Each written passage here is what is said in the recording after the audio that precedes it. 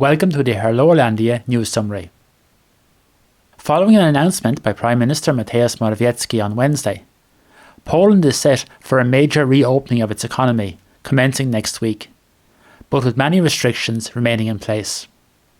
Politics often makes strange bedfellows, and this week saw a most unusual alliance in Poland, with Lewica agreeing to help the government secure parliamentary approval for the EU COVID-19 Recovery Fund. The investment Poland is in line to secure from the fund looks set to form a central plank of the government's political strategy to secure its own electoral survival.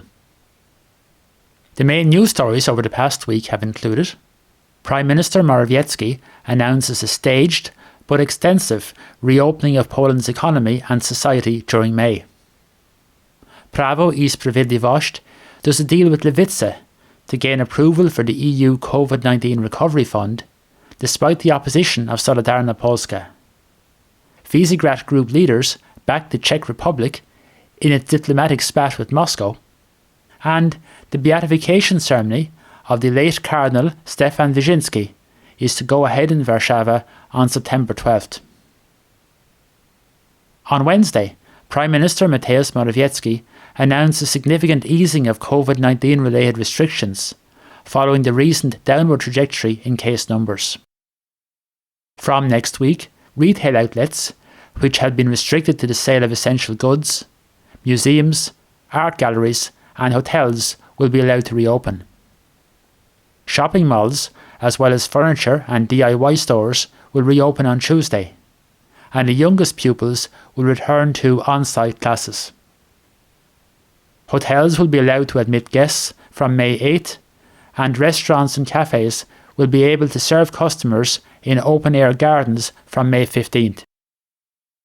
All going to plan, on May 29th, schools will fully return to on-site classes, restaurants, cinemas and theatres will be open up to half capacity, and gyms will reopen. Making the announcement, Morawiecki told reporters, "I dare say the worst is behind us in terms of infections." He said that there are grounds for cautious optimism, but added that COVID-19 is still very, very dangerous.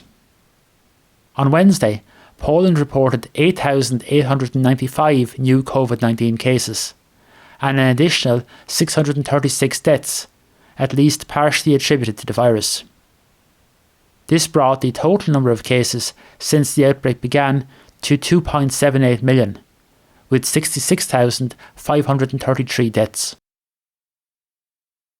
Vaccination figures announced on Wednesday show that 10.74 million people have now received a COVID-19 vaccination, of which 8.07 million have received one dose, and 2.75 million are fully vaccinated, either with the one-shot Johnson & Johnson vaccine or 2 doses of another vaccine.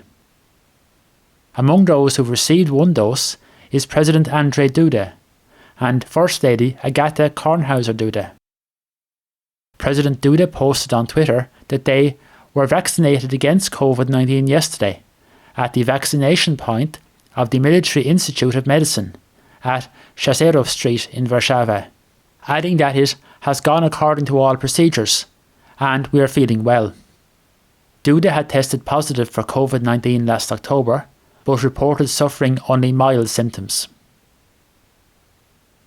There are strong indications that Prawo i Sprawiedliwość is banking on a combination of the COVID-19 vaccine rollout and especially the additional funding from the EU's COVID-19 Recovery Fund to jumpstart a recovery in its own political fortunes, following a marked downturn in the ruling bloc's poll ratings in recent months. On Tuesday, the government formally adopted a bill needed to release funding for Poland from the EU's COVID-19 Recovery Fund. Poland stands to receive more than €23 billion in grants and €34 billion in loans from the Recovery Fund. For the fund to come into operation, all 27 EU member states need to approve an increase in the EU's so-called own resources. The two ministers from Solidarna Polska, including Justice Minister Zbigniew Ziobro, dissented from the government decision. Solidarna Polska has made clear its opposition to the fund, fearing conditionality to the rule of law could impact the controversial judicial changes in Poland, which it has championed, and more generally lead to EU interference in Poland's internal affairs. Without the support of their deputies in the Sejm, the government is unable to pass the required legislation on its own, so have reached out to opposition groups for support. They have subsequently reached agreement with Lewica, who said after meeting with Morawiecki that they had agreed to support the National Recovery Plan. Despite having had some of their demands in return for support met, the agreement exposed Lewica to sharp criticism from other opposition parties for effectively bailing out the government. Prime Minister Morawiecki described the bill approved by the cabinet as historic. He said that the pace of emerging from the COVID-19 crisis will depend on whether these funds can first be quickly accepted and then distributed. There is a view in some political circles that if the Prime Minister, as well as ruling party chairman Jarosław Kaczyński, can engineer an upturn in PiS's poll ratings, they may well be tempted to risk an early general election next year, given the ongoing fraught relationship of the major government party with both smaller coalition partners, Porozumienie and Solidarna Polska.